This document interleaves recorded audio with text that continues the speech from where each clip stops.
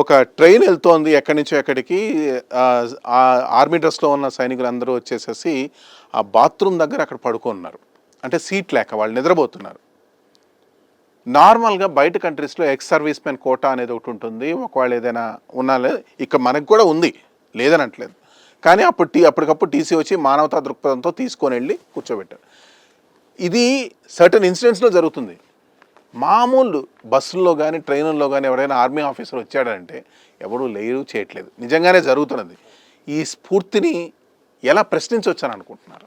Sir ఇప్పుడు ఏమవుతుందంటే sir, మన దేశంలో ఒక ప్రాబ్లం ఉంది సార్. ఆ ప్రాబ్లం ఏంటంటే మనం సాధారణంగా ఆర్మీ చేసిన ఆపరేషన్స్ని డీక్లాసిఫై చేయం సార్.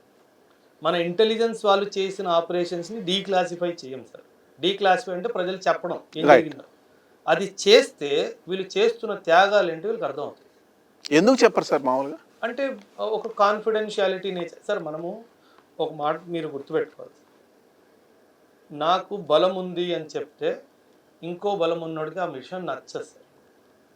నేను బలవంతుడిని అని చెప్తే ఎలాగో వీడిని ఓడించాలి అన్న ఒక ఆలోచనలో వస్తారు సార్. ఇది ప్రతి ఒక్క లైఫ్లో కూడా ఇది 100% వర్తిస్తుంది సార్. ఎప్పుడైనా అందుకే ఆర్మీలో కూడా మాకు ఒక స్టేట్మెంట్ నేర్పిస్తారు sir. Appear weak when you are strong and strong when you are weak అంటారు. నువ్వు భయపడుతున్నప్పుడు భయం లేని పులిలాగా కనిపించు, నీకు భయం లేదు అన్నప్పుడు భయపడుతున్నట్టే నటి.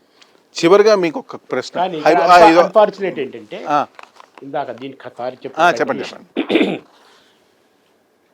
ఇక్కడ ఇండియన్ సిస్టమ్స్లో కొన్ని మార్పు రావాలి.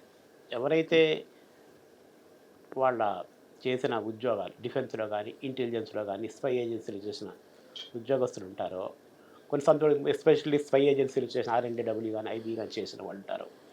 వాళ్ళు చేసిన జాబ్ అంటాం కంటే కూడా త్యాగాలు అంటాం మనం. ఆ త్యాగాలన్నింటినీ వాళ్ళ మనసులోనే secret of the spy, the secrets of the spy die with the burial అని చెప్తారు.